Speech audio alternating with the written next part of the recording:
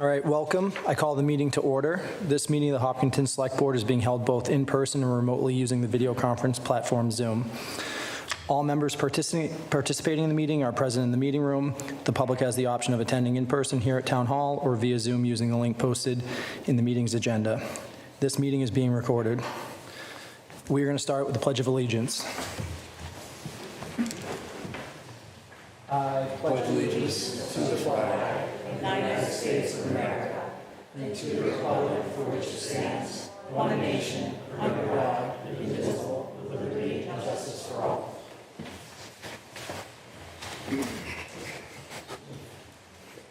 All right. Next, we're going to move to public forum.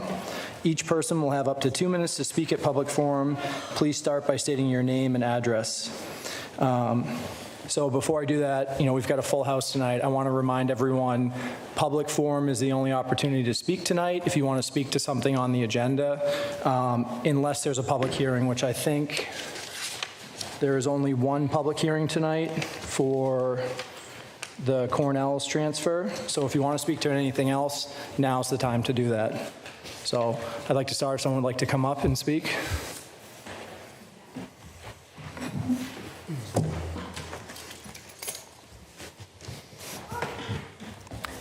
My name is Mary Arnott at 51 Teresa Road. Good evening.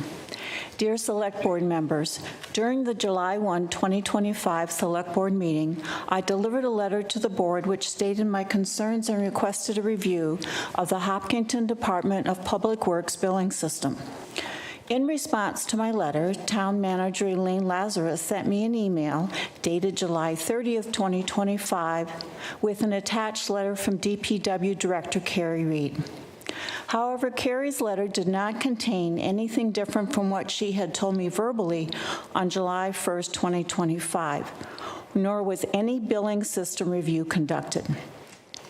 Therefore, I am again documenting my concern and requesting the Select Board's attention to this matter. Hopkinton water and sewer bills are not prorated and thus are not in compliance with the approved rates. To charge Hopkinton residents a price higher than the rates set for the time of usage is in gross violation of the rate set by the Select Board.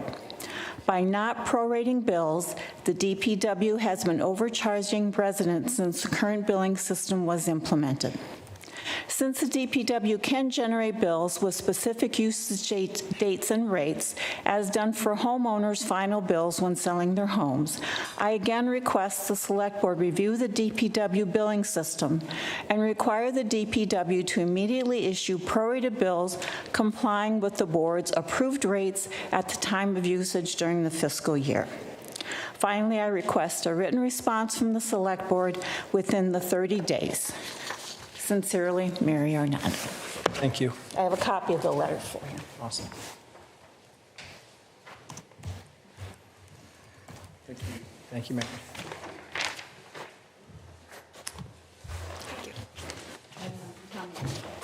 Thank you. Would someone else like to come up and speak?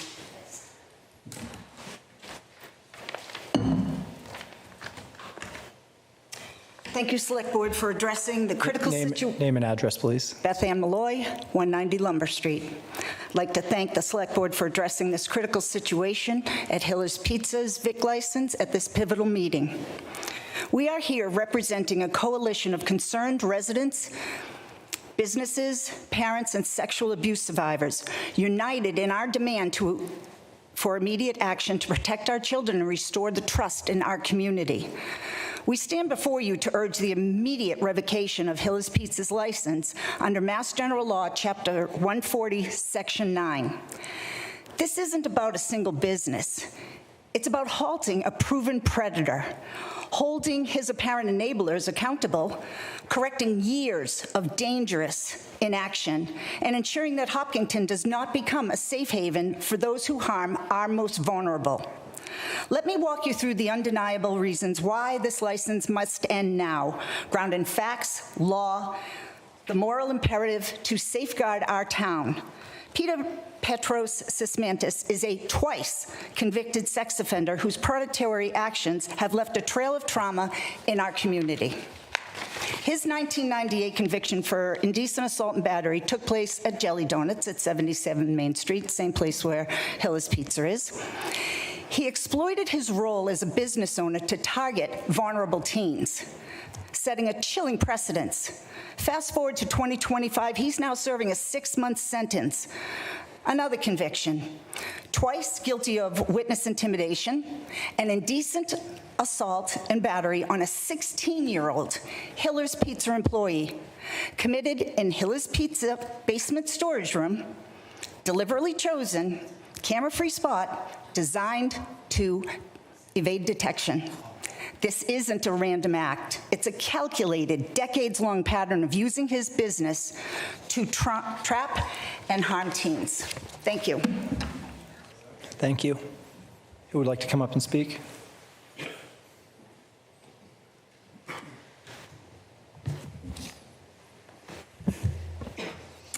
My name is Victoria Mascalino, and I live at 25 Salvia Drive in Milford. Sysmanus has turned Hiller's Pizza at 77 West Main Street into a repeated site for sexual assault for over 25 years. Never forget, he is a multiple sex offender. In 1998, Sysmanus pled guilty. One second. You say you're from Milford? Yes. I think public forum, this is unlike a public hearing, is open to Hopkinton residents. Okay. No, through the chair. All members of the public are allowed to speak. Just checking. Thank you, everyone. Can I get the time added or reset? Yes. Okay. Yes. Hold on a sec, Mr. Chair. Hold on a sec. Lance, what's your view? Elaine's opinion, we discussed this prior to her leaving, was that I'm sorry? Elaine Lazarus's opinion, we discussed this prior to leaving, was saying, informed me that people, non-residents would be allowed to speak in public forum. Okay. Would be allowed. Okay. So we're back to the public hearing, public meeting concept here, okay? This is not a public forum and it's not a free-for-all. Raising your hands is not going to change a thing. So Lance, Elaine, one more time.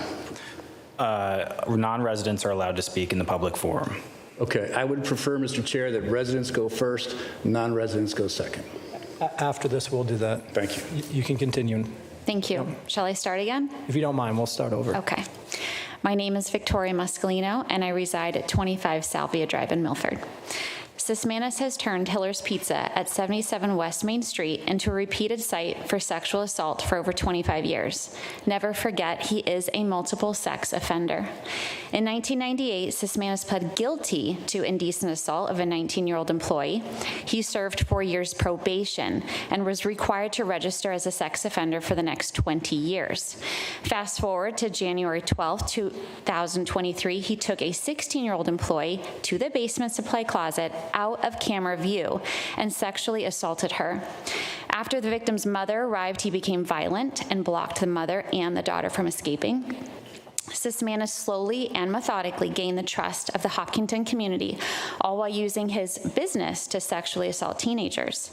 Sysmanus has literally been the Jekyll and Hyde of Hopkinton. He has provided discounts and donations to the Hopkinton High School football, lacrosse, girls soccer, and robotics team. He became a sponsor to the Hopkinton Center of Arts, offering discounts again, and later supported Halloween events at the Hopkinton Center for Arts and the YMCA in Hopkinton.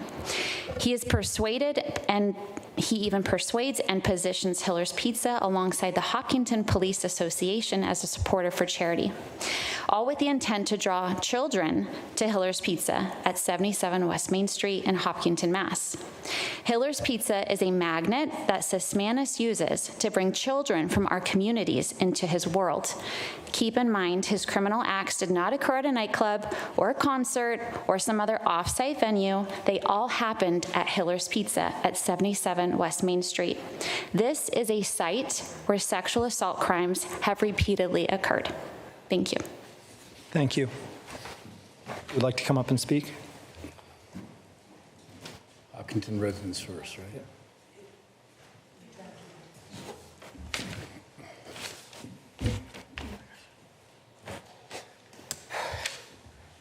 Good evening, SAG Board. My name is Shravan Krishna, and I live at 1 Fairview Path, Hopkinton. I'm here today in my personal capacity as a concerned resident of Hopkinton.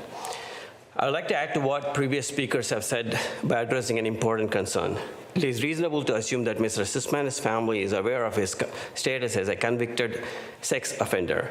In 2023, he was reportedly ordered by the court to have no unsupervised contact with minors under the age of 18. Despite this, the business chose to employ students from Hopkinton High School, directly exposing them to a workplace owned by someone with a serious criminal conviction. Furthermore, the business sponsored the Hopkinton High School girls soccer team in November of 2024, a move that further brought minors into their orbit. These actions raise serious concerns about judgment and accountability, not just on Mr. Sismanis' part, but also on the part of his family.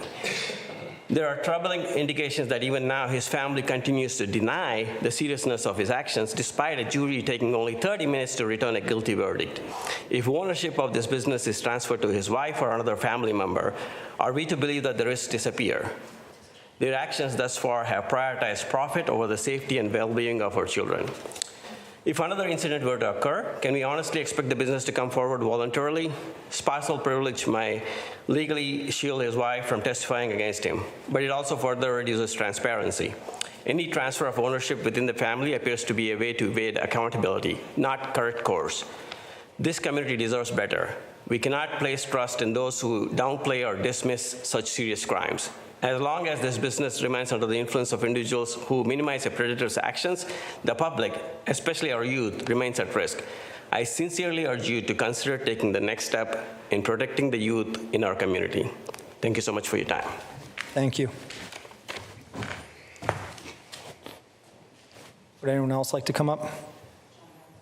Hopkinton first, or about any people? Hopkinton first, but if no one from Hopkinton is... Hold on one sec. Nobody from Hopkinton? I don't think so. Good. Hi, I'm John Laskowski, 15 Loring Drive in Ashland. I'm a husband of a survivor, dad of a teenage daughter in his community. And what I want to speak to you today is your undeniable and legal moral collapse in this whole situation. Massachusetts general law, which you know and you publish, Section 9, empowers you to revoke license for good cause. A Saxon Coffee Shop versus Boston case allows you broad powers to do this for good cause when there's sex crimes involved at these sites. His 2025 incarceration and probation triggered this duty. The Hopkinton Town Charter, Article 3, Section 31C, demands public interest and protection. Since 2018 to 2024, you ignored explicit query requirements on the license application. The license application that you created that has a checkbox for it that you leave blank every time, breaching your ethical responsibilities around this act. Town bylaws, Chapter 135, specifically ties licensing to safety, but no checks are ever run. You let a twice convicted sex offender at Hiller's Pizza, 77 Main Street, keep going. In 2018, you even allowed a pediatric office to open steps away from this place. Clearly, the process in this town to safeguard our children and this community are broken. This isn't negligence, it's complete failure on multiple levels. While minors are still being employed at Hiller's, a pediatric office steps away. The action you must take is to suspend now and revoke now. You have the authority to do so. You have a choice to correct past mistakes that have scarred this community, and your choice will determine the legacy of the town and all of you. Thank you very much for your time. Thank you. Would anyone else like to speak?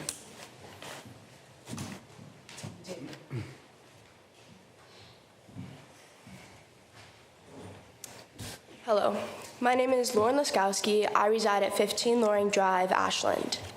Town governance is about representing the people with trust. Town governance has now shattered that. Your past actions in 2018, an executive session debated Sismanis' 1998 conviction, a meeting where the minutes were never released. The town decided to renew his license and took no action. We know the application for a VIC license requires a query check. You skipped them. In 2023, after his arrest for assaulting a teen in that basement, you renewed his license again. In 2024, you again looked away and renewed his license, echoing the delays seen in an ex-Deputy Chief Porter's child rape case. How many times will you ignore our children's safety in this community? This negligence let a predator operate, drawing children to Hiller's Pizza at 77 West Main Street, with pizza parties and sponsorships. Statistics are clear. 70 to 80% of sexual assault minors, like myself, go unreported. There are likely more victims because of your failure to act. These victims and children are scarred for life, suffering silently because of your inaction. The community trusted you to shield our children, but your renewals prioritize his image. This cycle of neglect needs to end here. You have the authority to suspend his license today, so do it. Thank you.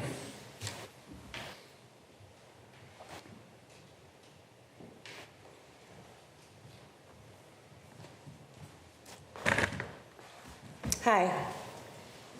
My name is Marie Laskowski. I reside at 15 Loring Drive, Ashland.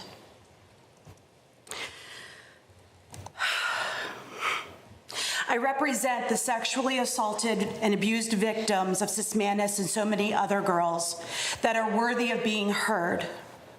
I'm in this fight because at 14, my innocence was ripped away by an upstanding member in my hometown community. He was a parent, he was a husband, and a teacher. He groomed for months, patiently gaining the trust while hiding behind the facade of charisma and charm. He won community awards and built strong relationships within schools and with parents and lived proudly as a respected citizen, all while sexually abusing me over the course of 2 years. Sexual predators are cunning, they're slick, and they have a profound way of abusing in plain sight. No one ever intervened. Teachers saw us together, but their silence enabled his abuse. For years, shame haunted me, knowing that I had the power to stop him and lacked the courage to speak out, sparing other girls from his abuse. Today is different. Today, I want to say how proud I am of Sismanis' victims to have the courage to speak out. It's because of them that we know he is a sexual predator. Today, I ask you to make sure that the victims know that they are worthy of being seen and heard, showing them that their voice and their courage will make a difference in this community. Please, Select Board, show us that you will refuse to look the other way, because you are now the voice of those girls that Sismanis abused in Hiller's Pizza. You have the ability to change what happens going forward. You have a responsibility to stop looking the other way to protect the children of Hopkinton. Today, I draw a line in the sand. Do you stand with the children of Hopkinton, or do you stand on the side of a convicted sex offender? Find the courage for the children and the families of Hopkinton to revoke his license once and for all. Thank you. Thank you.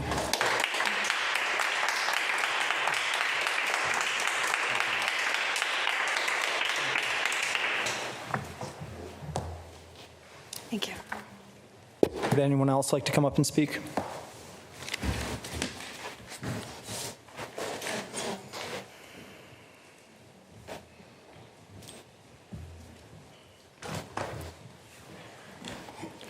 Good afternoon, board members. My name is Benito Zapia. I reside at 300 2nd Avenue in Needham, Massachusetts. I'm an attorney speaking here on behalf of Hiller's Pizza.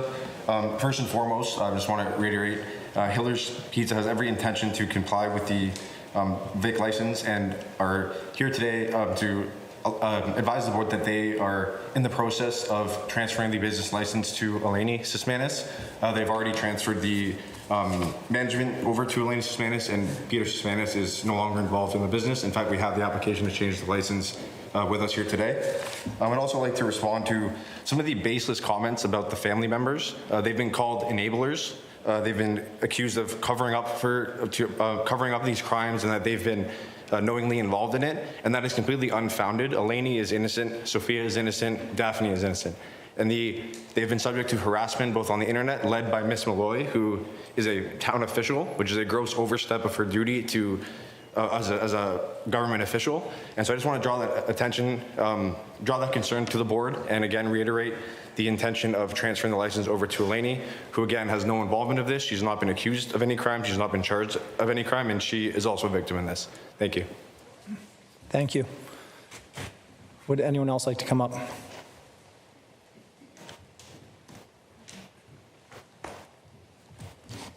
Good evening. My name is Sophia Sismanis. I am also a resident of 300 2nd Avenue in Needham, Massachusetts, and I am here to speak on behalf of my family's restaurant, Hiller's Pizza, and in connection with the current matter. My name is Sophia, and I am here speaking tonight on behalf of my family and our business, Hiller's Pizza, which has served this community for many years, since 2018. And prior to that, in many other contexts, I can remember growing up in this town. We've done so proudly while supporting our local economy, the neighborhood fabric, and the small town character quite literally for as long as I can remember. Tonight, I'm here because the town of Hopkinton has initiated an inquiry into the common vic license process as it relates to my father's management. As we know, he is currently incarcerated. The management is under my mother's purview. She is not at all connected to the matter at hand. And it's impossible at this point to ignore that any effort to comply has been unfortunately impeded by Commissioner Malloy's conduct and former Selectman Brendan Tedstone's commentary as well. In fact, Commissioner Malloy, in her role as a public official for the Housing Authority, has commented in very public forums and in response to private newspaper articles, specifically Hopkinton Independent, Hop News, to remove my father, that she'll take all legal action necessary. She's called for deportation, et cetera. These are completely, they're egregious acts. They are entirely beyond what the scope of her role as a government official should be. It's unethical. What I am here to do is to reassure the town that my family, my sister, my mother, and I, we fully intend to comply given the opportunity. Our intent, as Benito had previously mentioned, is to fulfill any type of licensing transfers that are required. We've done so much, and that takes time, as you all hopefully can appreciate. Keep going. Can you wrap it up? We don't do a hard stop it too, but you do need to wrap it up. Sure, thank you. So at this time, I just do want, in closing, want to reiterate that my family is committed to working with the town in good faith. We are committed to lawful compliance, and while we appreciate the town's concern, again, my mother is a victim in this as much as anyone else, in the sense that she is innocent, truly innocent, and is endeavoring to ensure compliance. My father is not affiliated with the business at this time. He is quite literally not there. My mother is. These actions are not fair to her. Please be very mindful of that, and the fact that there is a family as well. Thank you. Thank you. Anyone else like to speak? All right, are you coming up? Yep. I just didn't want to interrupt the flow. Karen Crum, 12 Joseph Road. I'd like to just start by thanking the people that have shared their stories tonight. I didn't actually come to the select board meeting to speak about the Hiller's Pizza, though I will say, when I did find out about this latest thing, people were saying, oh yeah, this happened again previously. I was kind of pissed. I never knew this happened previously. We'd been going there, giving them our business, and we stopped. Had to explain to young kids why, and you know, unfortunately, that's just how it goes. I wish all these people came out in support when there was our last victim of rape and sexual assault. I wanted to mention that I went to the final sentencing hearing for disgraced former Deputy Chief Porter, and it was awful. I'd never been in a court before in that capacity. It was, he felt like we were so many court officers, or like police officers there, like just like manning the place. Like it's as if there was going to be a brawl at any point, but they said that was normal. I no longer see Porter's victim as a victim. I will tell you, this was an incredible woman that got let down by having someone from our police department advocate for her and then have to feel the guilt of him losing his job. A lot of people think that things have like settled down in town, and I will say that things have not settled down. I know I heard Mr. Herr mention that a lot of things went under the radar that they got done in the last year. The only thing under the radar right now is that there is nothing that has settled down. The problem is we don't get information from our town that should be coming to us under the FOIAs. We've just taken them to another level. So things have not settled down. The Hiller's Pizza thing only escalates the problem that we have had in this town. And it's time for it to stop. And there's a lot more that could be done in this town. It all comes under safety. That all falls under you. Thank you. Thank you. Anyone else?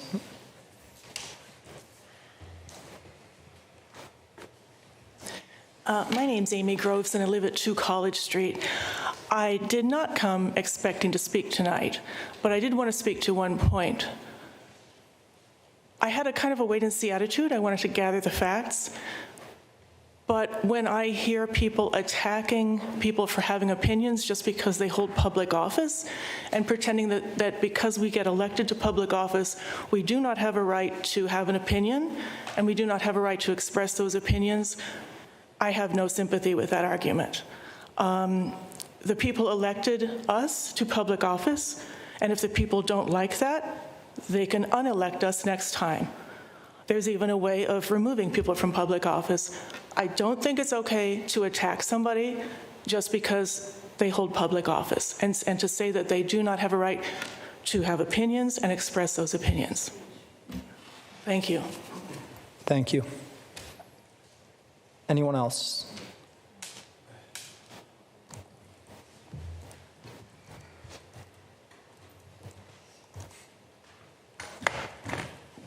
Select Board, how are you? Brendan Tedstone, 45 Pleasant Street. There's not a lot I can say at this point about a lot of things. I have been not a fan of this ownership group of Hiller's Pizza since its inception, and the reason was when that transference went through. I think if you go back and check, you'll never find my signature on one of the licenses, because Peter's first, that I know of, first act of indiscretion when he raped that 65-year-old woman and pled to a lesser charge was one of my best friend's moms. So I had a preconceived notion. I knew kind of what he's about. I had worked for many years in the prison system as a nurse. I've dealt with the mindset of people that are sexual predators. I very rarely find a sexual predator that is there for their first time or that doesn't return. And Peter has shown that in true form, he's no different than any other sexual predator. Just because he's in Hopkinen, he's not in Springfield, he's not in any of these other towns. He's doing his raping and sexual stuff to minors in our town, which I can't have. So I think that there's a remote chance that you could pull his license today. I don't expect you to do that.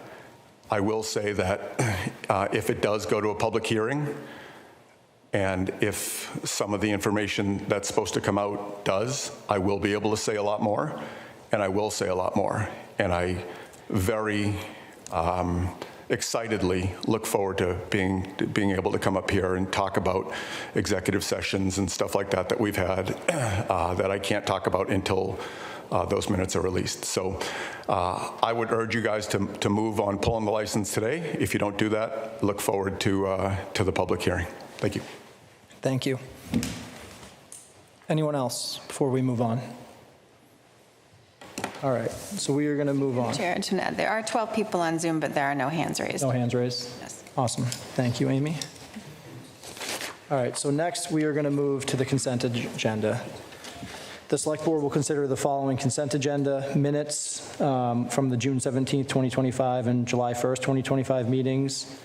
We'll consider accepting the gift, multiple gifts, $200 from the Hopkinton Lions Club to the Hopkinton Fire Department to be used for community risk reduction efforts, $500 from the Irvine Foundation to the Hopkinton Police Department to be used where most needed.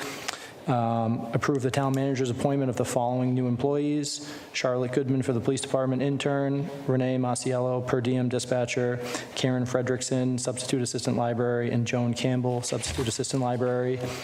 Accepting the resignation of Janine LeBlanc from the Conservation Commission. We'll vote to accept and agree to the temporary easement on 32 Chestnut Street for the Chestnut Street Sidewalk project and to execute the temporary easement agreement for the construction of the Chestnut Street Sidewalk. Easement is in accordance with the vote under Article 38 of the 2025 Annual Town Meeting. Does anyone want to break anything out before I look for a motion? All good. Okay, then I will look for a motion for that. So moved. Do we have a motion? Do we have a second? Second. We have a motion and a second. All those in favor? Aye. Aye. Aye. Any opposed? That is unanimous and carries. Can we just say thanks to the, for the donations and to the, and to Janine for her work on the Conservation Commission. Perfect. That is a great call out. All right. So next, we're moving on to the Vic license for Hiller's Pizza. So a lot of people spoke. This is obviously a very passionate subject. Tonight, in my understanding, and Lance, keep me honest here, to stay in accordance with our laws, what we are looking for tonight is to move to a public hearing. I believe someone mentioned that. I don't believe we can revoke this tonight without the public hearing. So in a second, I'm going to open up to the board members to discuss, and then I will look for a motion on whether we will go to a public hearing. So, Ms. Erdebusch, would you like to start? Yeah, I think it would be important to move to a public hearing. It's a very serious situation, and I think we need to follow the procedure and have an open public hearing where we can make a decision. Mr. Kisner? I agree, and I would take it a step further. I almost don't want to discuss it further until the public hearing. I think it merits full discussion. Okay. Mr. Herr? I support a public hearing. Perfect. I echo all those thoughts. I support one as well. So I will look for a motion for this. Mr. Chair, I move to schedule a public hearing to consider taking action against common victular license issued to manager Peter Sismanis for Hiller's Pizza, 77 West Main Street, pursuant to Mass General Law, Chapter 140, Section 9. Second. Been a motion and a second. All those in favor? Aye. Aye. Aye. Any opposed? That is unanimous and that carries. So we will schedule a public hearing at some point in the near future. All right, moving on, we're going to move to a public hearing for the transfer under Mass General Law, Chapter 138, Section 12, all alcohol license applications for Cornell's Irish Pub. I believe we need a motion to open the public hearing. Is that correct? Mr. Chair, I move that we open the public hearing. Second. Perfect. All those in favor? Aye. Aye. Any opposed? Perfect. The public hearing is now open. I'd like to invite the applicant up.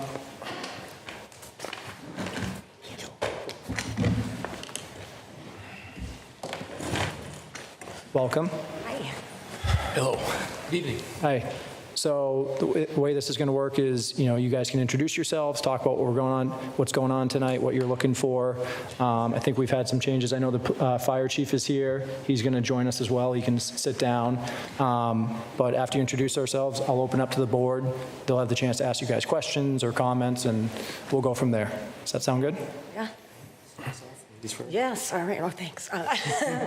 We're looking to transfer the liquor license. Oh, Erin Trites. I live in Grafton, and I've been working at Cornell's for 13 years now, I think, and we're looking to transfer the liquor license into my name to continue serving the community as it always has. I'd like to jump in just a little bit. Mark Ehrlich here. I'm an attorney. I represent both Aaron and Bradley Kay. They formed a corporation called the Four Seas Pub Incorporated, and that is the licensee entity that we are looking to have the Cornell's license transferred to. I believe you have in front of you a full application and a completed application for the transfer of the license. I do know that my client was also looking for an entertainment license. However, there may be some stumbling blocks in that. We may not be ready to proceed to that. I believe there's some objections from the fire chief, and I tend to agree with what he had to say and what my clients had told me. So I think maybe we may want to table that just for a later time for the entertainment license, or perhaps talk about the type of entertainment that they're looking to do to see if we can come to a common ground. The type of entertainment is, I know that Brad would like to talk about it. That's his thing. And if you'd like to introduce what you're thinking of. My name is Bradley Kay, and I'm from Milford, Mass., 8 McGill Lane. I'm looking to partner up with Aaron Treitz, my friend, to hopefully purchase Cornell's Irish Pub and help her run it as it's been run for years and the place that everyone loves to go to. We actually are still hopefully going to be able to get a license transfer for liquor, and we are still trying to possibly pursue the entertainment as well this evening, if we could. Perfect. Thank you all. So the entertainment thing is a little bit different than, because the application has changed a little bit. There's been discussion with the fire chief. So I think we should dig into that a little bit, and then I'll give the board a chance to ask questions. So can you talk about what you originally applied for, and then with feedback from the fire chief, where that conversation has gone? He had mentioned that he wanted us to install another fire alarm in the main building rather than just in the kitchen. And I thought that was a great idea, so I reached out to a fire alarm company, and they said that they make a system where, and you can correct me if I'm wrong, because I know I kind of messed up this morning, but the system will shut down the music aspect in a band, and it'll turn all the lights up, and it would sound the alarm so there'd be no interruption. And the chief seemed to be okay with that for an entertainment license, contingent on us getting that. So when the application was originally presented in front of me, they were asking for the transfer of the liquor license and what they have for entertainment. Their license request also expanded upon their entertainment to request live bands, live music. When I read that and I looked at the description, I felt that it fell underneath the nightclub law. When you read the nightclub law, that requires a sprinkler system. After talking to Erin today and stuff, we kind of came to like a happy medium. She's willing to put a fire alarm system in the building. There isn't a fire alarm system in the building right now. She's also willing to put, they call it an entertainment response system, which is a part of the building code, chapter 10, that if the fire alarm is pulled, it does shut down all the music, it turns on the lights, so residents know or patrons know to evacuate. So. Perfect. So thank you both. So for clarification for everyone, we've kind of got the liquor license, the entertainment license as is, which is, you can call that, a partial entertainment license for lack of a better word. And then we've got this extended portion of the entertainment license. Okay, awesome. I'm going to open up to the board for questions. Mr. Ho, would you like to start? I don't have any questions. I think that I know that Aaron's been there a long time and does a great job. Obviously, when you have a license move into your name, things change, and the responsibilities increase and the liabilities increase. I'm sure you know that. The board takes the alcohol situation very seriously. There are occasional sting operations in Hopkinton intentionally, and I know that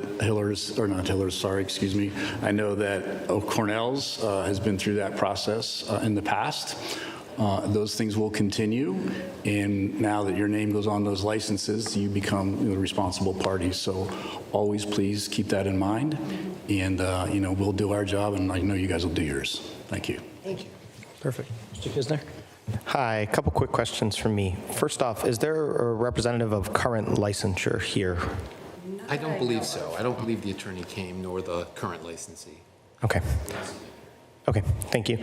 I'll be honest, I had some concerns reading the proposal. I actually reached out to Chief Doherty to sort of share my alignment. When I was reading, my first thought as someone who, I hope I'm still allowed, but is an occasional patron of Cornell's, 88 people just does not seem like an accurate reflection of what I know that place looks like. And please don't hear that as a criticism of you. You are operating within the confines of the assessment done in the building code requirement. So no shade at you, but to sort of echo where the chief was, it felt to me like a space that operates much larger than it is, and my experience has been that that's typically the case.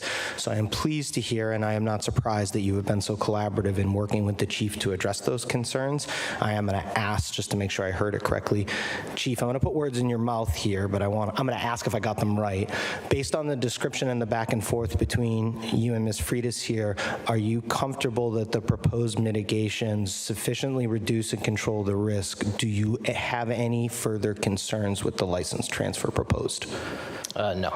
Okay. As long as they're willing to put in that fire alarm system with the entertainment response. Perfect. That was what I was hoping to hear.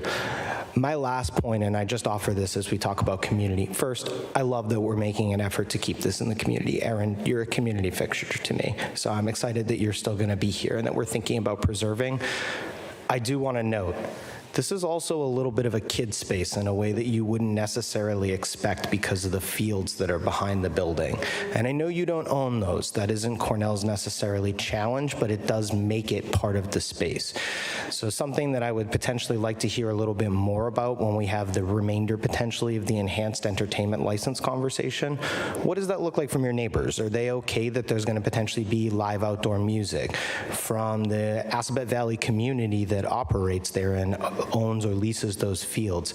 Any concerns from them?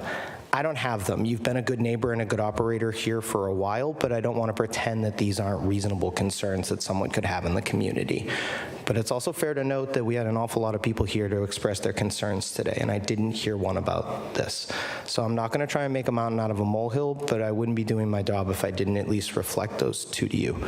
Last question, and I promise I'm going to be done with my money's worth here momentarily. I noted with some surprise that there was a request for storage in there for power washing equipment pretty specifically.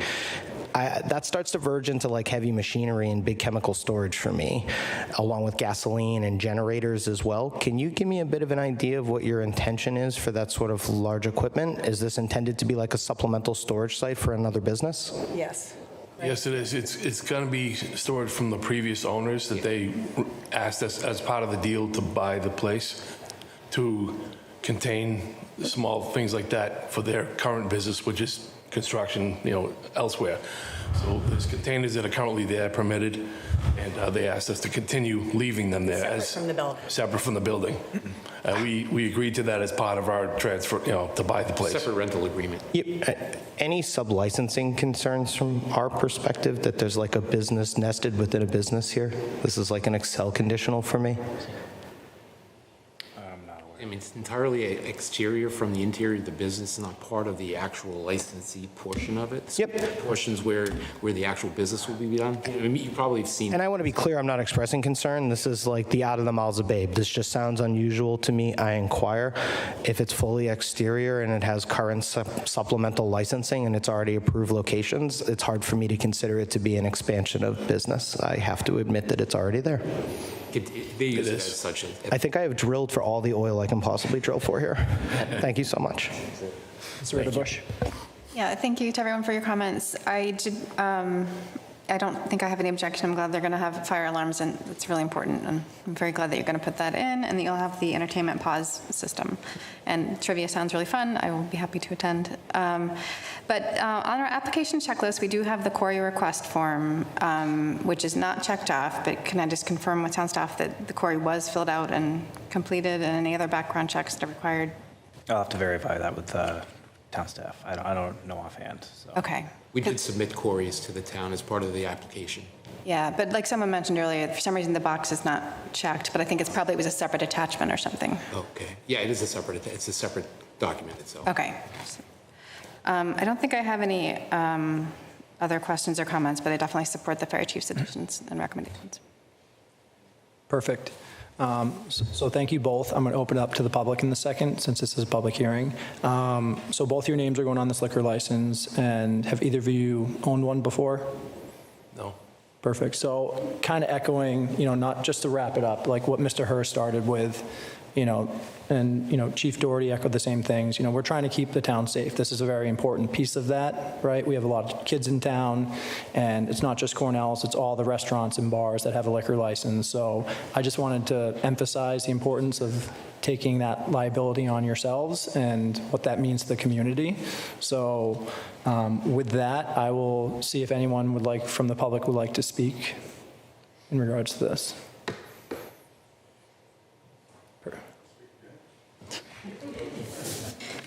Not going to pass up an open mic. I love this. You want to say it? Sure. Yeah. Thanks. I was going to wear the same coat. Brendan Tedstone, 45 Pleasant Street. So I've known Erin since she started working at Cornell's. And, we always talk about, when I was up there on the board with you guys, we always talked about integrity, kind of going into the tough spaces when it's not the easiest thing to do. I've seen Erin, whether it's a friend or not a friend, when an issue is to kind of escalate a little bit, as sometimes it does at bars, she shuts them down, she does the right thing. And when we talk about integrity, it's picking up the piece of trash on the road when nobody's watching. And knowing Erin for as long as I have, and watching her work for as long as I have, I can tell you that she's laden in integrity. I've discussed the potential purchase with her numerous times. I know she takes it very, very serious, and I know that she, this is it for her. I mean, this is her life moving forward. And watching her as like the bar manager, what a proactive approach she took when things would start to escalate a little bit.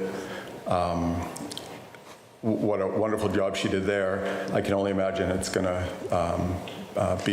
she's going to be even more attentive and more pay more attention to these issues and not leave herself hanging. So this isn't a hobby. This isn't her looking to go horseback riding. This is her life and her husband's life, and Brad as well. So I'm in full support as somebody that I can confidently say in this room.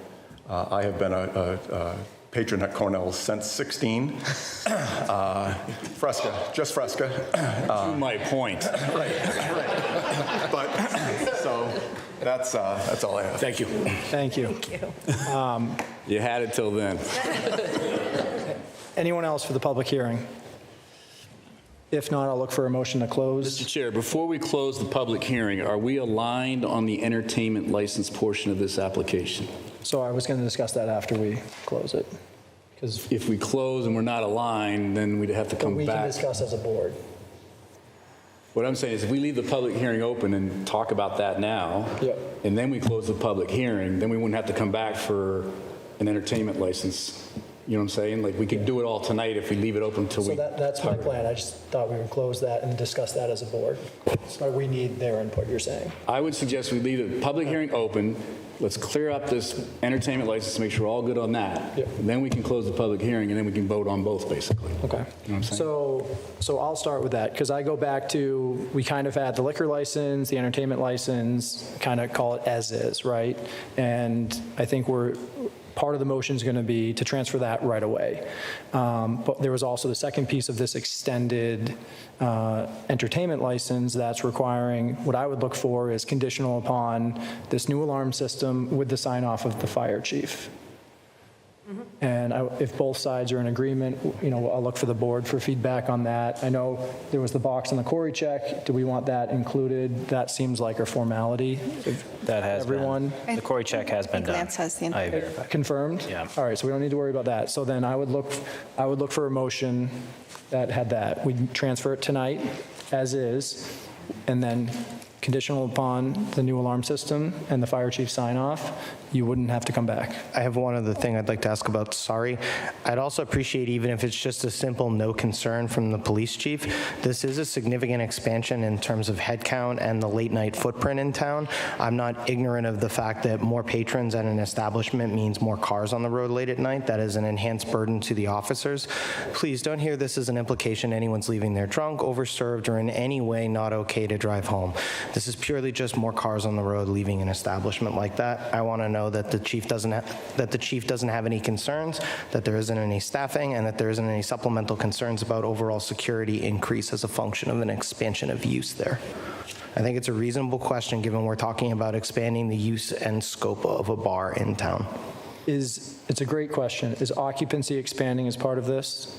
Just the use inside? Those are, for the purpose of Cornell's, the same thing. If it is a standing room bar, and it absolutely is when it's rockin', pardon my uncool, there's more than 100 people in there. Capacity is a concern for me. People don't sit when there is a live band. I do. I have a bad back and I'm not cool. Other people don't. They stand and they dance. It's not going to be 88 patrons in there. Live music is going to increase the footprint, or they wouldn't be doing this. I think it's a reasonable question to ask, and I think it's well within my purview.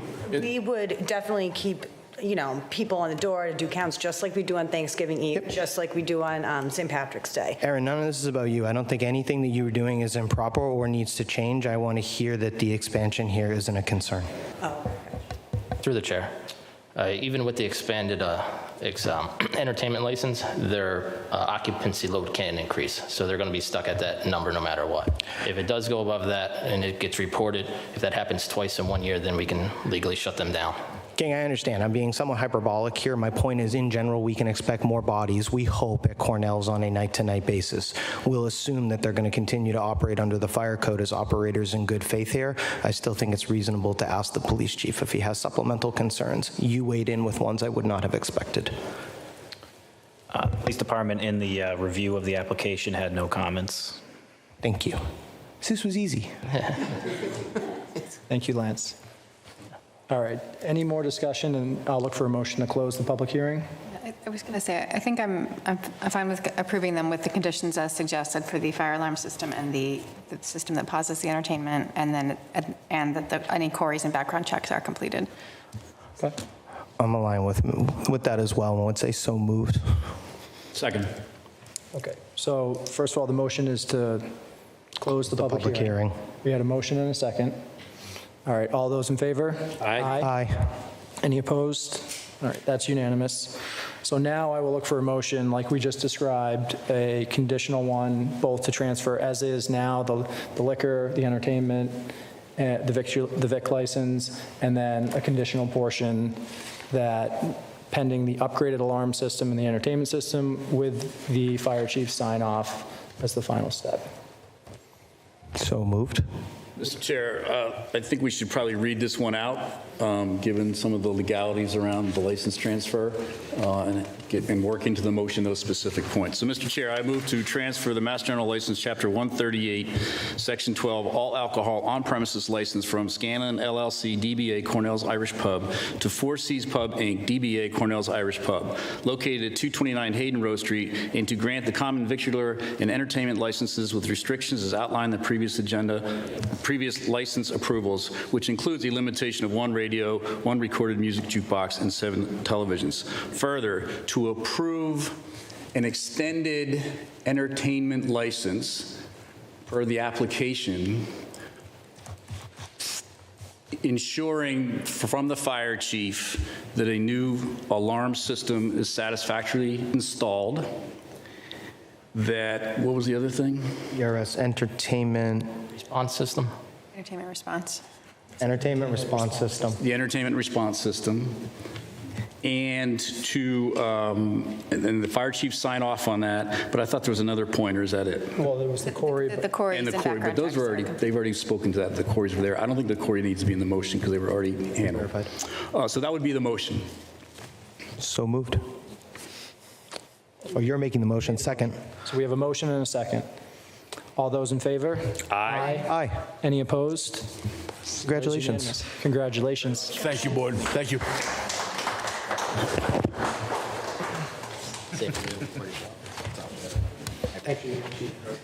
Thanks, Chief. All right. Next up, we have is Kerry here. We have the appointment for the water and sewer manager. I believe next we have the change of officers for the Hopkins Center for the Arts. Sorry, skipped right over it. All right, so the select board will consider approving a change of officers for the Section 12 all alcohol license for Hopkinton Center for the Arts. Anyone here?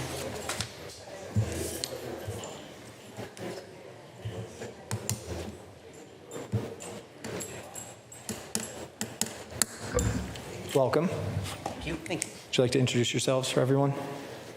Lisa Phillips, 23 Princeton Drive, Milford, Mass. The new bar manager for Hopkinton Center for the Arts. John Graziano, 8 Kimball Road, board member for Hopkinton Center for the Arts. Perfect. Lance, you want to walk us through this one? Yep. So the Hopkins Center of Arts is, has a new bar manager. So they have filed an application to change officers to make that request. The team has looked it over, and I don't think there's been any issues that I'm aware of. So should be fairly straightforward. Perfect. I'm going to open up to the board if they have any questions or comments for you. Amy, would you like to start? I think just the same comment that all of required background checks and queries have been completed. As to my knowledge, yes. Okay, and the permitting comments, there are no comments from fire or police, it looks like. So I think I don't have any further questions. Okay. Mr. Kisner? I don't have any questions either. Mr. Herr? I'm all set, thank you. I'm good as well. So I will look for a motion on this one. So I move to approve the change of officers for Section 12 all alcohol license for Hopkinton Center for the Arts, 98 Hayden Row Street. Second. We have a motion and a second. All those in favor? Aye. Aye. Any opposed? That's unanimous. Thank you very much. Have a good night. Thank you for coming. Now we are moving on to the water and sewer manager appointment. Is Kerry here? Is anyone? Carrie earlier. Thanks, Kyla. I don't believe he's going to be here in person tonight. I think he had a pre-planned vacation. That's the way to start a job. He's been here 12 years, so.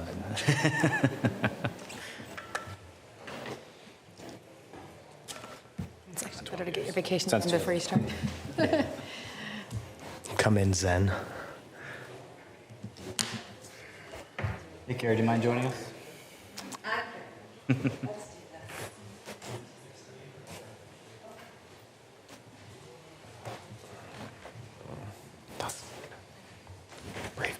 So, welcome. We're here for the appointment of Jed tonight to the water and sewer manager. I believe he's on vacation, so he could not make it, but figured I'd give it to you and to just talk about Jed and this promotion. Lovely. There's no bio submitted by HR. I have the bio, so I'm happy to read it. Would you read it, please? Yes. All right. So Jed, like Joe said, was unfortunately not able to be here tonight. Our intention is to have him in a future meeting, though, to introduce him to the board. Hopefully, when we can find a time that does work. There was a pre-existing plan that couldn't be changed, but with the next meeting a month away, we wanted to move this forward.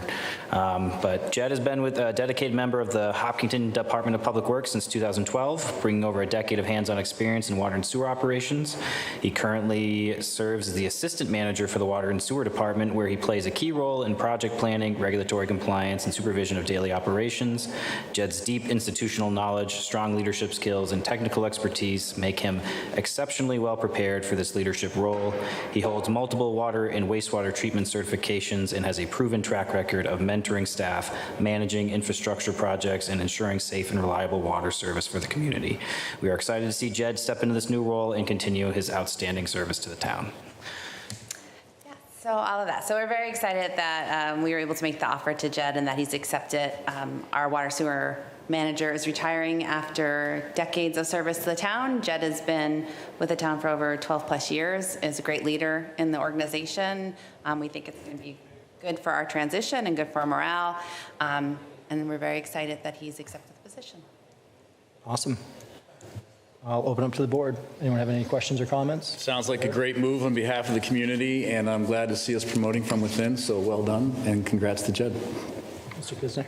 I know we're not talking about succession, but I'd be remiss if I didn't ask about succession planning. Given that we're having an internal promotion, will we be expecting a rec open for his old role? Is his old role? Yes, I'm seeing. It's on the agenda tonight, so we can post it before the next meeting. Okay, perfect. Thank you. Yeah, I'm very glad that we can get this position filled. It's really critical given all our water needs and things that are going on right now. So I'm glad that you found a good internal candidate. Perfect. I have no additional questions. Congratulations to Jed. We look forward to having him here in a couple of weeks to join us and introduce himself to the board and the town. Awesome. Thank you. Awesome. So I will look for a motion to confirm the appointment. I move to confirm the town manager's appointment of Jed Phaneuf as the water and sewer manager in the Hopkinton Department of Public Works. Second. Got a motion and a second. All those in favor? Aye. Aye. Any opposed? That is unanimous and carries. I would like a performative glass of water brought by him for us to drink with. Yeah. I'm going to step over. I believe next we're going to have the Water and Sewer Advisory Board join us for an update.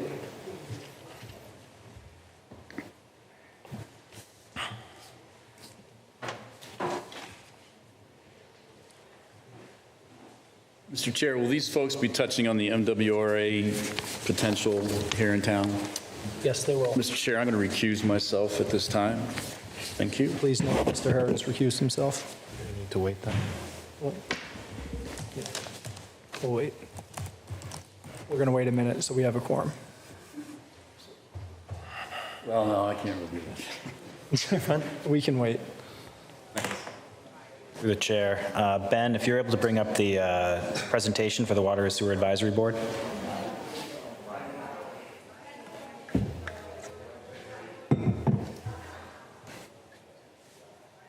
I had to go twice this weekend, Kyla. You're killing me. Yeah, I'm looking at you, donut lady. What?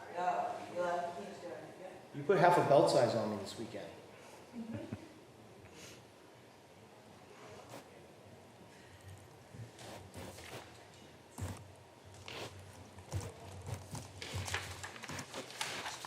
How's everyone doing tonight while we wait? Good. How you doing?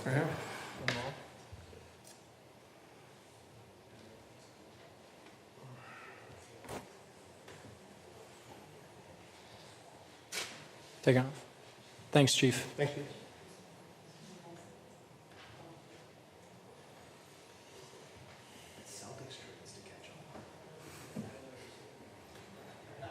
Busy summer. It's very minimal. You'll be disappointed. It gets so cold and so dark here if you don't have this board. Did we lose quorum? We did. MWRA, so Brian had to recuse himself. No, we're okay. Hasn't. All right. We just got the slideshow up. So welcome. It's good to have you guys back. Thank you. Yeah. You guys want to jump into your slides? Sure thing. So, Paul Gallagher, Chair, joined by Rob Scott and Don Sutherland, with the Water and Sewer Advisory Board. Given that Select Board has been focusing on the MWRA connection, we thought this would be a good time to share our thoughts, our kind of considered thoughts on the topic. 4 points, really, we want to address. So, first of all, the need for a new water source. Second, we want to talk a little bit about the significance of the 2.7 MGD maximum day demand figure that features a lot in our discussions around this topic. Third, the importance of continuing to have access to and use and buy water from Ashland. And lastly, the risks that we face competing against time to finish this project as quickly as possible. So a little bit of detail on those 4 points. First point is the need for a new water source. And maybe it sounds completely obvious that we need more water, but when we started studying the problem, we looked at essentially this table in front of you. The highlighted numbers in the oval, or turquoise oval, are the safe yields or the maximum daily yields of the wells that the wells in Hopkinton, and those numbers actually total to 2.6 MGD. And then we have an additional little bit over half an MGD that we can get. MGD is million gallons a day on at peak from Ashland, so well over. If we treated all the wells, this table says that we would have plenty of water, more water than we need. And on that basis, we spent quite a bit of time looking at treatment processes that could treat the water. And Rob kept saying to me, I don't think the wells can produce that much. No. And eventually we looked at empirically what the wells do produce, and we talked to Eric and Jed, and yeah, that water isn't there. So if we go to the next slide, if you actually total up what you could reasonably get from all of the wells, assuming you went to the trouble of installing treatment at them all, that's about 1.5 MGD.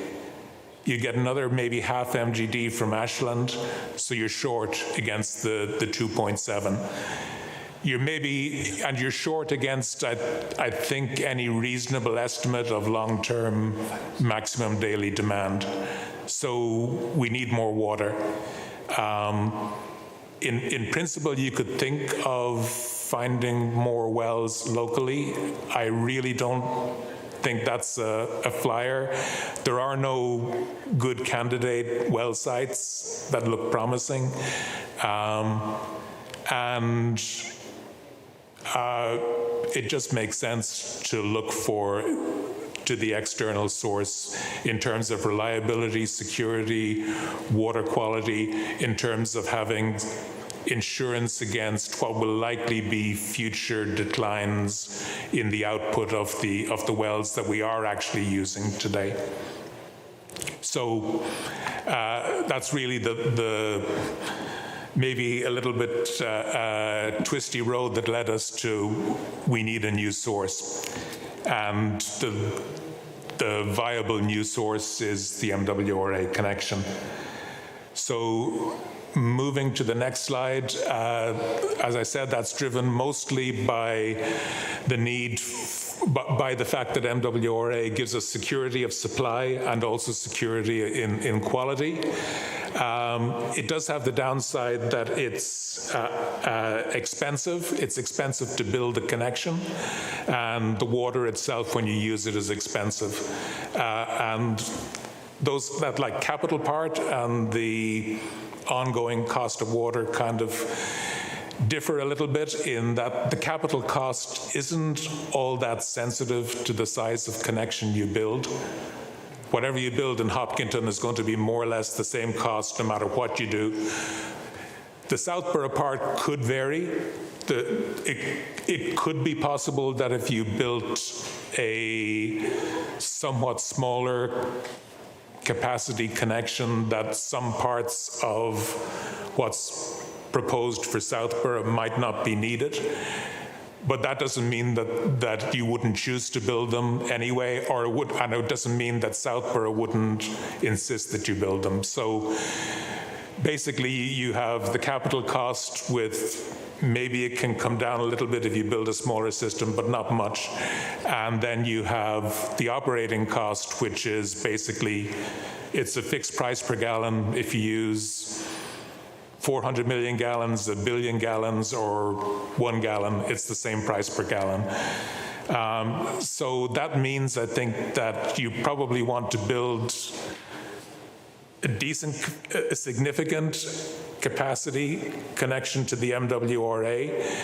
But if you have a cheaper water source that meets quality regulations, you want to keep on using that. And that's where we come to the Ashland water. So I think we touched on this briefly the last time we were in front of you, but the salient points are the Ashland water meets all the quality requirements. It meets the new federal PFAS rule that isn't being implemented yet, but will be implemented in future, and all the other regulations.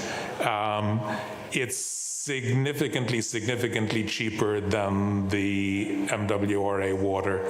If you look at Ashland's water rates, they're comparable to what our rates were a year ago or even 2 years ago. So that gives you an indication that, in future, we're saying if we were using all MWRA water, our rates would end up trebling from where they were in financial year 24. So the Ashland, I can't tell you exactly what the cost per gallon of water for Ashland is, but it's much cheaper, and we should keep it, and we should use as much as we can.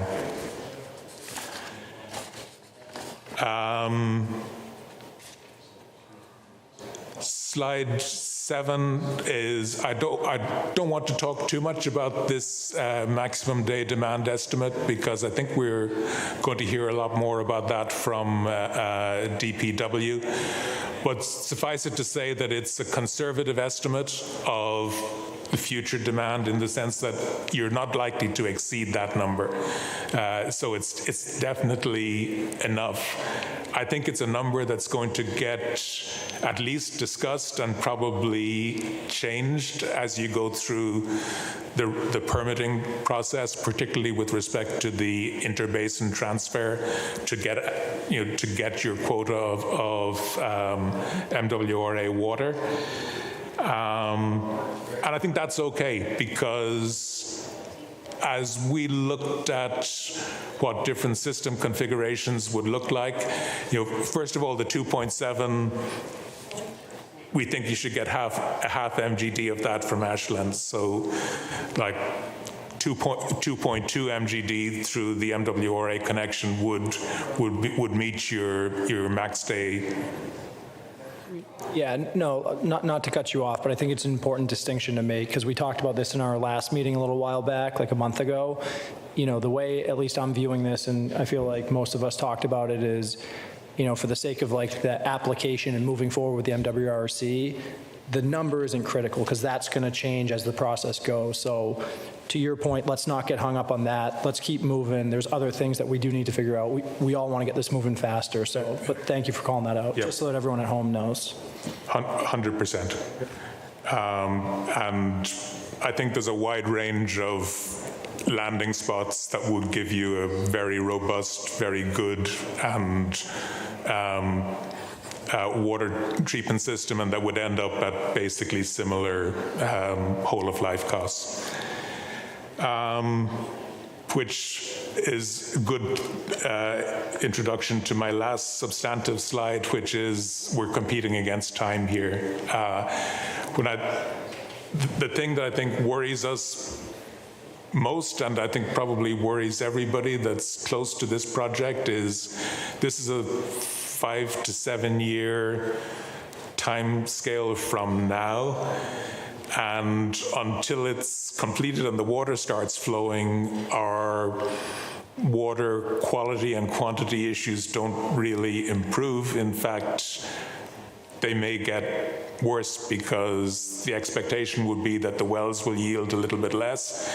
And the system isn't going to fail by the pipes running dry. The system is going to, if something is going to get worse, what's going to get worse is that the water department would have to run the not so good wells more to make up the supply, and then that gives you water quality issues. In other words, more brown water quality complaints.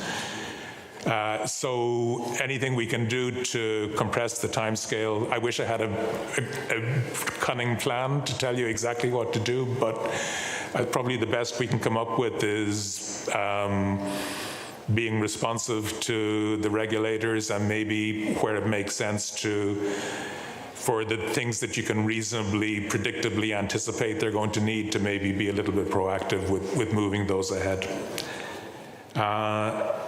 So I think that's really what we had. In summary, we need a new source. The MWRA is it.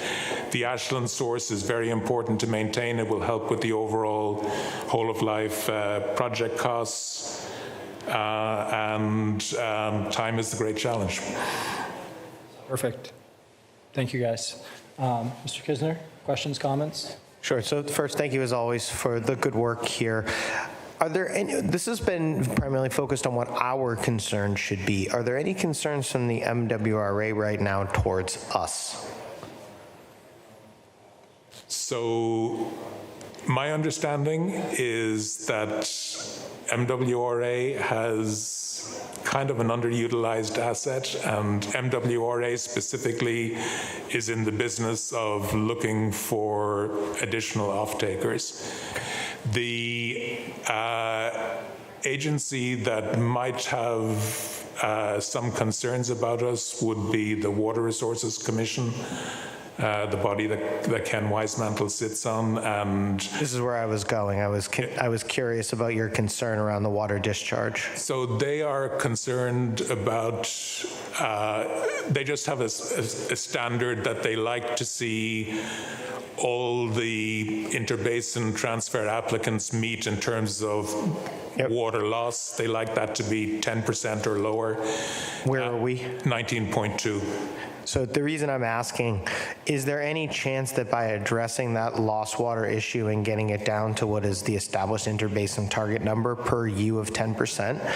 I know you're asking us not to get hung up on the number, but gang, I do numbers for a living. I'm gonna throw rocks and I'm gonna hang on the numbers.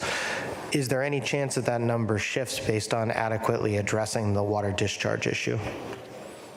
So I'm basically trying to understand whether we actually have an accurate understanding of what the true usage rate is in town and what our actual consumption is, or if we still have an unknown discharge issue that's masking the problem. If I may. Please.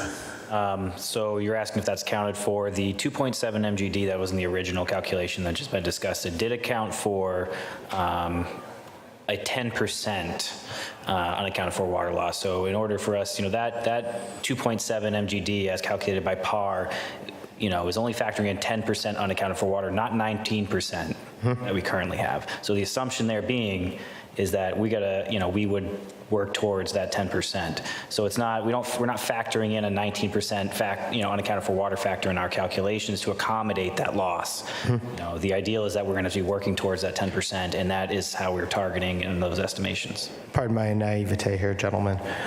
Work towards a nice to have, work towards a requirement to comply with the law. You can see where I'm going about the distinction here. I'm trying to understand if there are actual penalties, constraints, or other expectations that would potentially be in place based on our current rate of discharge that would prove to be a hindrance over time as we pursued this project, in addition to just the obvious we're paying for water we're not using. No, there's a real possibility that working with the Water Resources Commission that they're going to mandate a 10% unaccounted for, and they're going to, we would have to work towards that. But it's not like a magical switch on the wall. It's not something you can easily identify. So it's something that we would have to show effort and work with them to show that we're making effort to achieve that goal. I'm just stuck on water puns. I'm fishing here because I'm aware that this isn't an easy fix and that it will likely take both time and infrastructure work from us. And I'm wondering if it has the potential to actually be gating in our ability to make progress and to pursue this. I hope you gentlemen are hearing this as you've made your point. I understand time is of the essence here, and I'm now concerned whether or not there are factors that are going to truly block our progress independent of what you have highlighted here. Matthew? We're not the only town in this situation. There's a context, so your concerns are legitimate. Thank you. But we're not in a bubble. The state is under this resource of groundwater depletion. It's nationwide. So there's a context for your concern. So you're right. I mean, you're looking for how the sausage is made, or how to negotiate variables that aren't perfect. So I guess it depends on the climate of the board and the context of where we are as a state with this resource. It's being stressed throughout the state. Okay. So we're not in a bubble with this dialogue. So the 10% is a good number. You're right. We have to focus in on where we might have speed bumps or stop signs. But I believe after the due diligence of the team that we have here, that will be addressed. There are hindrances of money, according to the DPW, in terms of conservation issues of getting that data that you're looking at. We don't have, we have Ken for some windows to the board's personality. There's a lot of personalities there. So, and then we have the expertise of the staff that we've been interviewing. So it's a legitimate concern. It's up there, but I think the stress is the next step. Okay. That's the next step. What I'm hearing here is that there is an understanding within both the board and the broader DPW that there is an opportunity and potentially an upcoming requirement in relation to our water discharge rate, which I heard at about 19.2% with a 10% target. There is an understanding that this may result in significant non-routine capital expenditures, but ultimately it's your opinion that we are not isolated in this condition, and that while the state and the board have concerns about resourcing in general, we are not the beautiful snowflake that I am suggesting, and they will likely help us find the light, as it were. Your position is that this is going to solve itself, and that it will be, and pun very much intended, water under the bridge. Yeah, it will definitely be necessary to show that we've taken action towards this 10% target. Yep. I think it's useful to point out that some of the recently approved interbasin transfers, the applicant didn't actually reach the 10% target, but they were able to show they had done everything reasonable to get there. Good. So I think the important thing will be to do everything reasonable to get there. Thank you. So I don't want to belabor it further. I think in future meetings, I would love to have a little bit more context from you about what that looked like on some of those other communities, just from where they were, where did they get to, and what did the costing look like. And I don't want you to hear this as a homework assignment. I just want to give myself some context for what might this mean to us, so I can start to help you have the conversation in town. Because this is, aside from Hillers at the moment, the number one thing I get asked about right now. Water, water, water, water. I just want to make sure we're on message here. That's good. Lance. Through the chair. And Matt, I'm happy to talk to you. Sorry about that. Choked my words a little bit. I'm happy to talk about that with you too, as someone who comes from Foxborough, who has a very challenging, unaccounted for water issue for a number of years. The town, not when I was there, but about 15 years ago, was at 40%. Unaccounted for. So it took, many, many years of effort, investment, and now they're below 10%. So, there's a lot of things towns do to try to work on that, but it takes time, and you're not always going to find that, that big leak right away. So I made sure all my taps were off. All set. All set. Amy? Yeah, I don't think I have too much more to add. Just to thank you for your presentation. And as always, it's good for the public to have this information. And the other thing I was going to say is some of the things I think the WRC is looking for to have an expense related to them. So we'll have to discuss that during budget season, and the voters would have to approve it at town meeting. And then maybe it is a gradual process that we can get gradually, like Lance was saying, get gradually through that 10% at some point and show we're progressing. So I don't think I have any further questions. Awesome. One other thing is the liaison with this board with Southborough. We think that's an important next step. That's our next agenda item. Everybody's running us tonight. So the one thing, and it's more so I want like everyone to just kind of call attention to it. So you spoke about Ashland as like a very viable, cost-effective source. And I know these things need to be renegotiated every couple of years. So can you guys remind me when we need to renegotiate the Ashland source agreement? And then is there a potential, or is there a maximum amount that we could pull from Ashland? Or is that part of the negotiation? I'm happy to speak on that. So our current agreement, it expires in 2026, but we have 2 one-year extensions. So we have, we'll have until 2028 to, negotiate a new agreement with them. So we have a little bit of time to work on that. The way the current agreement is structured, it's up to 1 million gallons per day, but realistically, there's limitations on that. So realistically, you get closer to around a half, I think, on average. And there are times where it can get pushed lower because of drought conditions, and I think the water impoundment there at a certain levels, it triggers certain limitations. So, even though it says 1 million gallons per day, realistically we don't see that. But it is they have been a good partner, I think, for the town, and certainly something we'd be looking to renegotiate at that time. Perfect. Thank you, Lance. Thank you all. We really appreciate this. Thanks, Jen. Anticipate having you guys back very soon. So. Thank you. And a good transition. I think Kerry's going to join us again. We're going to talk from the town side of things in the DPW about the MWRA. Right. Still MWRA. Oh. I get paid by the word. Sorry, Brian. Never mind. All right. Welcome back. Welcome, everybody. So Carrie Reed, Director of Public Works. I'm here to give an update since our last meeting for the MWRA connection. So we met internally, the town staff, to discuss the water needs assessment, and that updated report is in your agenda package.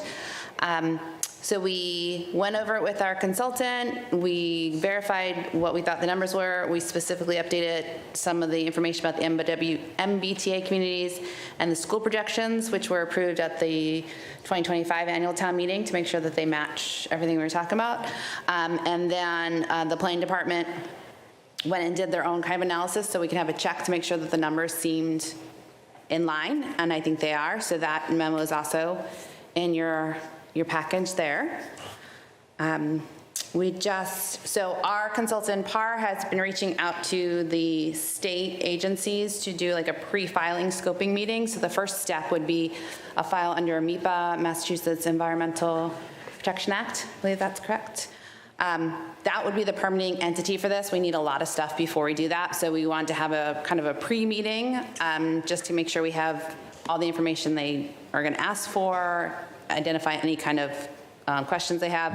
So we've been trying to coordinate it, and as of this morning, I just got emails that we were able to schedule a meeting with Vanessa Curran from the DCR Office of Water Resources on Thursday, August 21st. So we'll be doing that.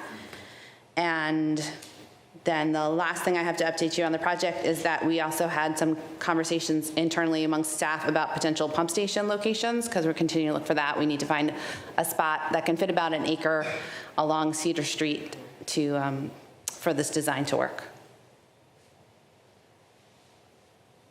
And that is all I have for an update. Thank you. Amy, would you like to start with questions? Or? I don't think I have any questions at this point, except is this the agenda item where we have to appoint someone to negotiate with Southborough? Correct. Okay. So I guess I would like to know, like, what is the time commitment for that? And like, whoever does that, do we know how many meetings it would be or how often? So, through the chair.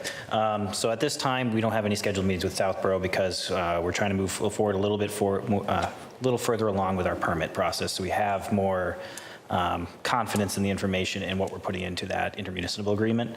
But when the time comes that we do want to resume those negotiations, we'd like to have a select board member who's up to speed and has had the time to look at those that agreement and feels comfortable with it. Southborough also has a representative from their select board present, and that's how they'd like to conduct the negotiations, so they feel on equal footing in addressing this. So do we not need to do that tonight then? So you don't necessarily have to do that tonight, but it would be good to do it soon, just so if there is sort of some time lag and, conversations that board member wants to have regarding the intermunicipal agreement in its current draft, that we can get them up to speed. And then when those, conversations resume, that we have that person ready. Okay. So I think, because it would be great to have a fourth member here for that. I agree. Yep. And I think we have some meetings coming up shortly. So I'm I like where you're going with that. I'm going to move that to the next But meeting. we can still spend a minute discussing and get everyone's opinion. But Okay. I'm glad that's where you were, Amy, because I'm interested, but I'm not comfortable doing this like as my first rodeo. I almost want to do like baby's first tag along and kind of come and see what this looks like so I can kind of get a better feel. So I know Shahadul had been involved here previously as well, so I definitely want to hear from him before we make any decisions. Amy, any more questions for Carrie? No, I don't think so. There's a lot of information in the packet about the build-out and all the analysis that's been done, so I don't think I have any further questions. I did very quickly. Just, you caught me at the pump station along Cedar Street. You said you were looking for an acre.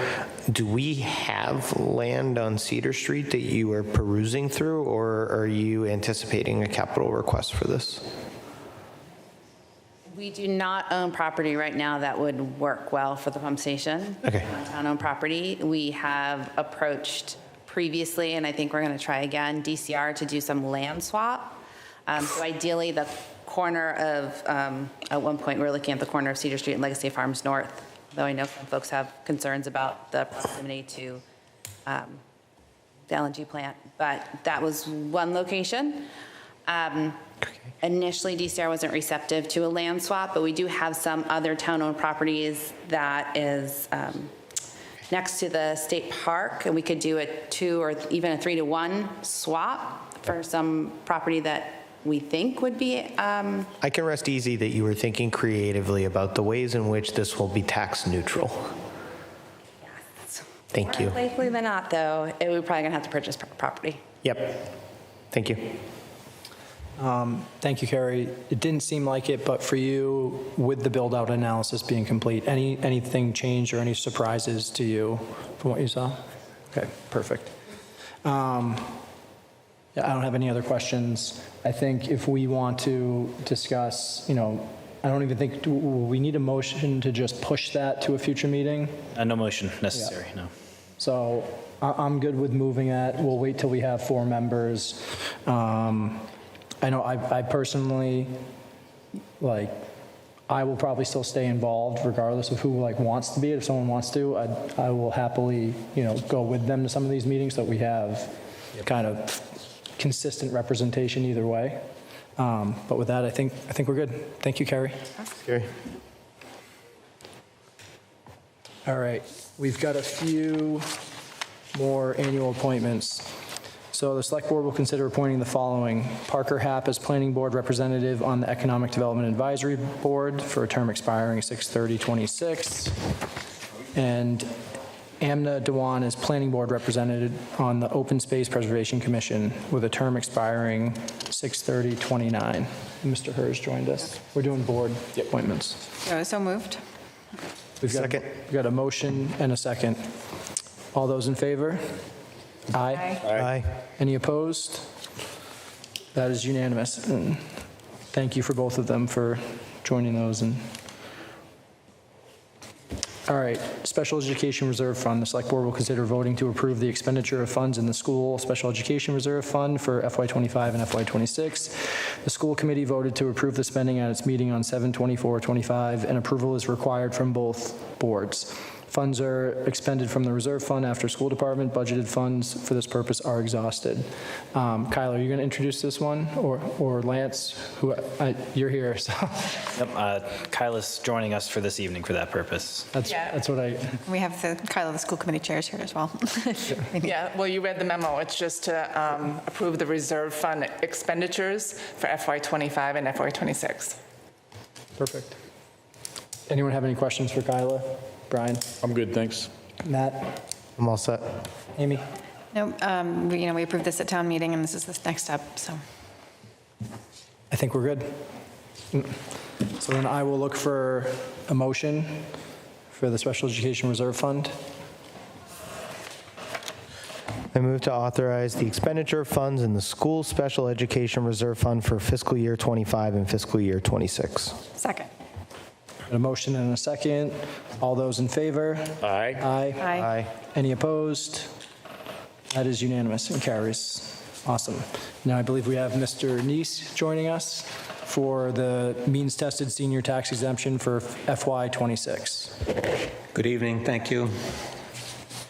There is a memo in your packet, so I will be brief. This exemption started in Hopkinton when the circuit breaker amount was $1,200. The Home Rule petition gives the Select Board the ability to choose a percentage each year, anywhere between 50 to 200%. You have routinely used the 200% number, which is fine.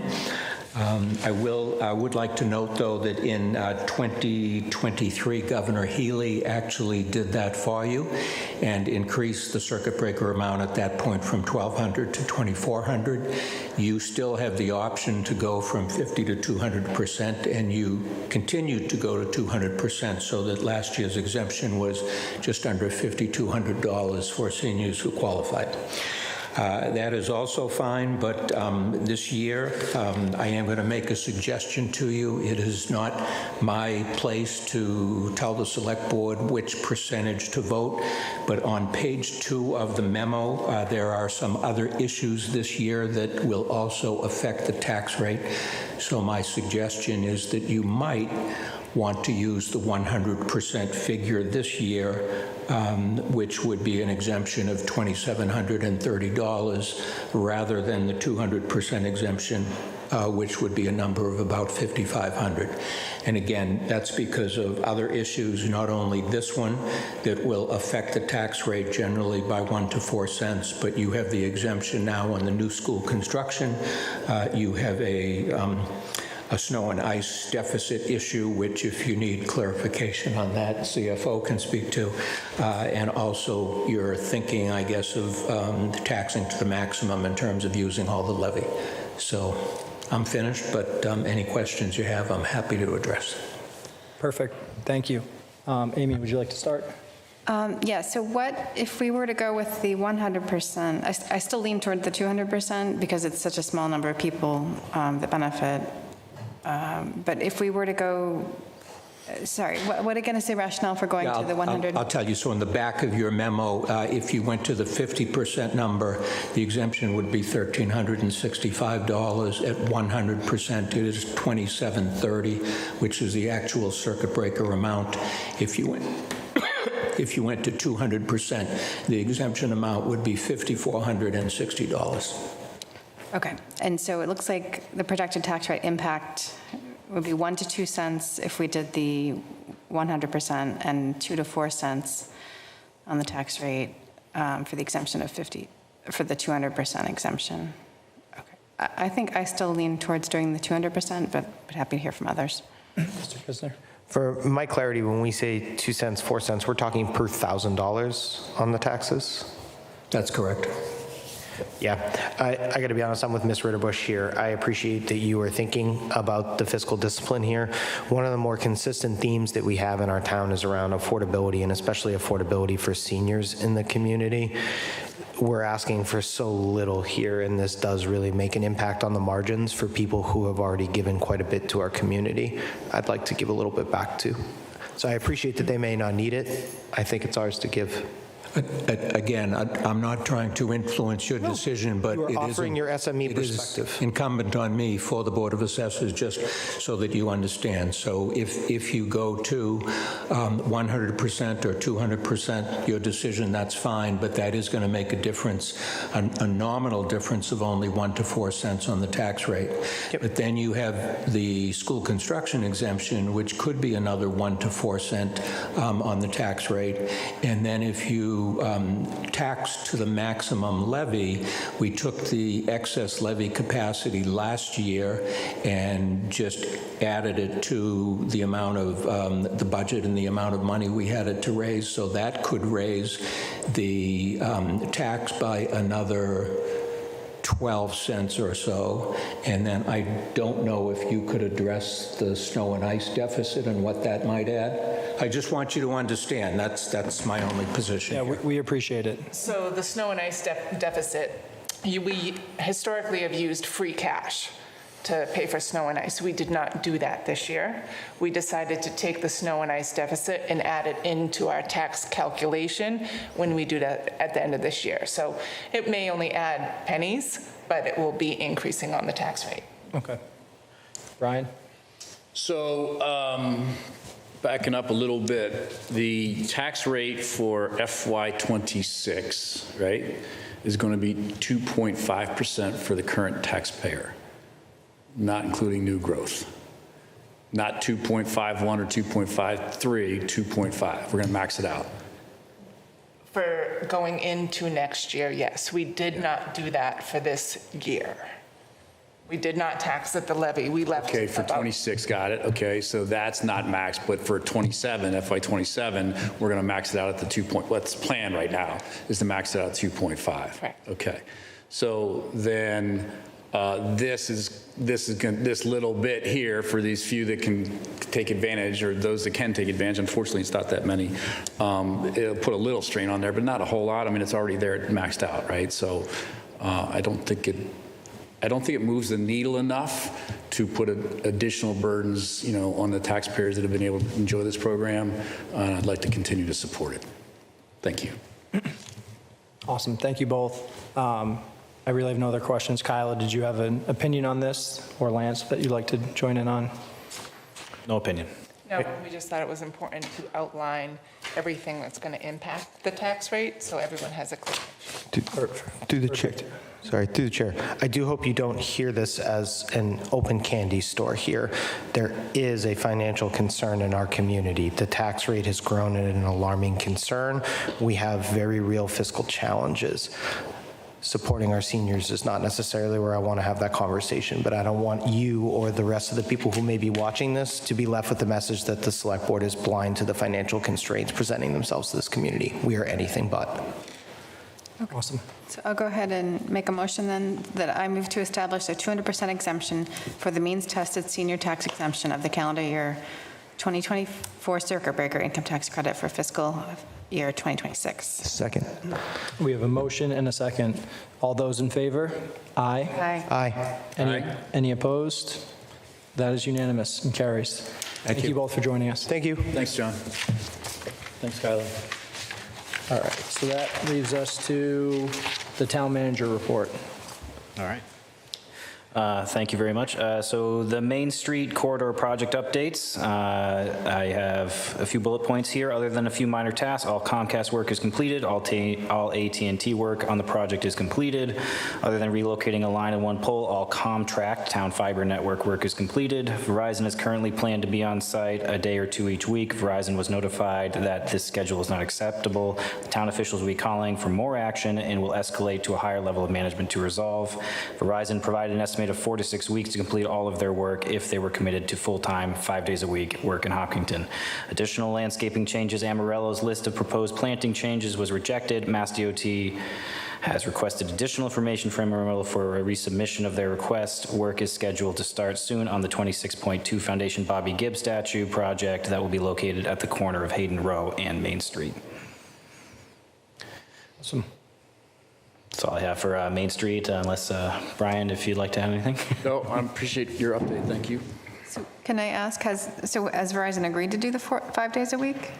No, I think that's just the estimate of time, is my understanding. I was reading that the same way you were. What are the odds we're getting them for 5 days a week?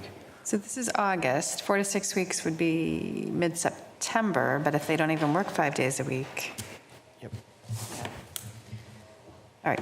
So our Main Street liaison is still working on that, I guess? Yeah, so there's a letter into Senator Spilka right now to reach up into the higher echelons of Verizon to move this along further. Okay. Perfect. All right, for our next item, I have the reappointment of John Neese as our principal assessor. So in accordance with the town charter, the principal assessor is appointed for a 3-year term by town manager, subject to confirmation of the select board. I am reappointing John Neese to the position for a new 3-year term and am requesting confirmation of the board. John has done a great job in this position for several years, and the town is fortunate to have him on board.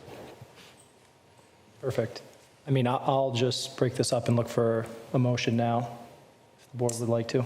I would move to confirm the town manager's appointment of John Neese as principal assessor to a term expiring June 30th, 2028. Second. We've got a motion and a second. All those in favor? Aye. Aye. Aye. Any opposed? Nope, unanimous. Thank you again, Mr. Neese. Thank you, John. The next bullet point we have in here is for the town council services interview and selection process. So the board is scheduled to interview the 4 RFQ respondents at a meeting on August 12th. Interviews are scheduled for 30-minute blocks. So that next meeting is going to be entirely dedicated to those interviews. We have, after the first 30 minutes, we put in a 10-minute break in between, and then we'll do the last 2. We are currently crafting some questions for the board to have for interview questions. Hopefully get you that later this week. So if you have any comments or concerns or edits you want to make, feel free. You're obviously not limited to that either, so it's just a guideline. Perfect. Anyone, Brian, you have any questions? Matt? Yeah, it might just be a strange question here, but is our current council reapplying? Yes. Thank you. I wanted to make sure they were. Okay. Amy? Yeah, and we did all get a Google folder of documents, I think, right? We got the proposal. Yes, it was emailed out to, if you haven't seen that, we also have physical copies if the board would like to pick up a physical copy. And they each proposed 2 councils, a main and a secondary. And so those people would come in person for us to meet? Yes, they'll have people, the applicants are coming in person to. The specific 2 people, they said, not just the whole firm. That is my understanding. Okay. Okay, and that'll be next week. Yep. The next item I have is the town department position vacancies. In accordance with the board's adopted temporary process, we report any vacancies. At this time, I'm requesting the posting of the assistant water and sewer manager position with our appointment of Jed as the water and sewer manager. That is now vacated for the board's consideration. Perfect. So then I will look for a motion to authorize the posting of the assistant water and sewer manager position. I move to authorize the posting of the assistant water and sewer manager position. Second. We have a motion and a second. All those in favor? Aye. Aye. Aye. Any opposed? That is unanimous. So, perfect. I think that brings us to liaison reports. Brian? Nothing other than the comment about Senator Spilka is going to try and engage to help us with Verizon. Thanks. Matt? Still getting plugged into all of my different appointments, but I would note some happy news from Kerry and the DPW. We're expecting about $700,000 more in Title 90 funds than we got last year, or excuse me, Chapter 90 funds. And we are in the middle of the dog days of summer for the library, folks, so get in your reading list submissions while you still can. Time is running out to document all your good work. Awesome. Amy? I did have one report. The Historic District Commission had reviewed and approved like a monument plaque to commemorate the slaves that lived in Hopkinton for the town common, but that's been several months, and I think it may be stuck at Parks and Rec, or Parks and Rec may be looking to guidance for Select Board, so I was just hoping that we could get that on a future agenda. Yeah, so we can put that on. I believe there was some confirmation or some effort that was being done before that came to us. So I think we need to check with, I don't know if you handled that or if Elaine did, but there was some type of validation that they were doing before it came to us. I don't remember the specifics, but we'll put it on the list for future items, and Yeah, it's we'll not talk really about our that. purview, but they wanted our opinion, I think. Yeah, it's the theme of Parks and Rec lately. Yeah. Okay, so for me, I know things have been pretty quiet in some of the other departments. Open Space has had a lot of activity. I think we have a meeting Thursday night this week, so I don't really have anything tangible to announce, but a few things in progress. So with that, I will move to kind of future board agenda items. Amy, you just started with the plaque on the. Yep, and the other one is, it came to us kind of last minute about the 4th of July parade, so I wanted us to maybe get that on our agenda to discuss more, whether we might want to further in advance. We could, we could do our own committee. It would just be good to discuss when it's not so close to 4th of July. Or just like parade commission in general, because I feel like that's what came out of that. Sorry, it's your item, but. So I think that would be a good future item. Okay, I like that one. Matt? I'm going to go the opposite way. I actually want to suggest closure of item 10, which I added about employee vacancies. So I did review the data that I was provided as well as the data that's in the packet. As much as I wish it was faster and different, about 3.5, 4 months. And in the limited reach out I did into other communities, about 3.5, 4 months. So it's not as fast as I would like it to be, but that is a reflection of civic service and not a reflection of the work that's being done by the town. So I think I can call off my own hounds there. Okay, I think we can close that. Thank you, Matt. Brian? Nothing to add. Thank you, Matt. I applaud you for removing that one, having done some research. Thank you. And I have nothing else at this time. So with that, I think we're going to look for a motion to adjourn and then re-enter an executive session. Roll call vote. This needs to be a roll call vote, so. Do we have the motion for executive session? Don't. Not included? No, we end at 10. So I think it would be something like, I move to adjourn the select board meeting, We don't have to adjourn, we just have to move to executive session. or just to move into We executive have to session. list all these, resume. very specific. Not Was it- And to not resume an open meeting. Not resuming an open meeting, yeah. So yeah, we just to recommend that the board make a motion to enter into executive session. You know, we can read the items listed here and to not to resume an open session. I'll bite the bullet, I talk fast. Okay. All those items will be listed in the motion when we print it as written here? Yes. So moved. Oh, even better. Second. We've got a motion and second. We're going to go roll call vote. Hold on. As long as we do a roll We call. always read it aloud. I don't- I would feel more comfortable reading it too and making it clear that we're not intending to reopen a public meeting. If you're okay in the interest of time, I promise to talk fast. I move to convene into executive session and not resume a public meeting. The contents of the executive session are to follow. Update and strategy session regarding arbitration filed by former Sergeant Timothy Brennan, MGLC 3821A Purpose 3, pursuant to MGLC 3821A Purpose 3, to consider strategy with respect to negotiations with police, fire, DPW, and dispatch, pursuant to MGLC 3821A Purpose 6, to consider the purchase, exchange, lease, or value of real estate land in Assessor's Map R16, Block 20, Lot 0, Map U9, Block 59, Lot 0, because an open meeting may have a detrimental effect on the negotiating position of the board, to approve executive session minutes from 17 June 25, and to review a public records request for the release of executive session minutes from 30 January 2018. And to allow myself and Brian Bertrand and Nicholas Anastopoulos to be present. So Thank you. So we've got a motion and a second. And not to resume. not to return to open session. Yep. Okay, have that added. We've got a motion, we've got a second. Amy? Amy Redebush, yes? Matthew Kisner, yes. Brian? Brian Herr, yes. Joe Clark, yes. All right, thank you, everyone.